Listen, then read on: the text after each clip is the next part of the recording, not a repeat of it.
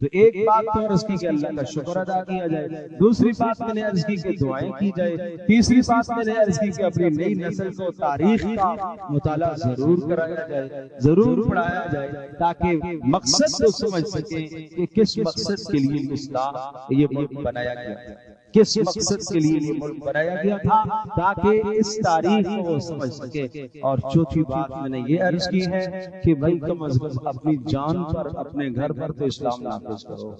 کون کون تیار ہے اس کے لیے بھائی؟ ہاں، اپنے جان سے شروع کرو، اپنے گھر سے شروع کرو۔ اور آخر میں اسی بات کو میں پھر دہراؤں گا، محمد رسول اللہ صلی اللہ علیہ وسلم کو اللہ نے کیوں بھیجا تھا؟ اس لیے بھیجا تھا کہ تاکہ محمد رسول اللہ کو کیوں کتاب دی تھی؟ تاکہ لوگوں کو اندھیروں سے نکال کر روشنیوں میں لے کر آئیں۔ تو 5 معنی میں نے بتائے ہیں اندھیروں کے، اور ایک معنی یہ بتایا تاکہ لوگوں کی غلامی سے نکال کر اللہ کی غلامی۔ اللہ تبارک و تعالی ہمیں لوگوں کی غلامی سے آزاد کرے، اور اللہ اپنی غلامی میں اللہ پاک ہمیں لے کے آئے، اور محمد رسول اللہ صلی اللہ علیہ وسلم کی غلامی میں لائے، جس غلامی میں عزت سے عزتیں ہیں۔ اللہ عمل کی توفیق۔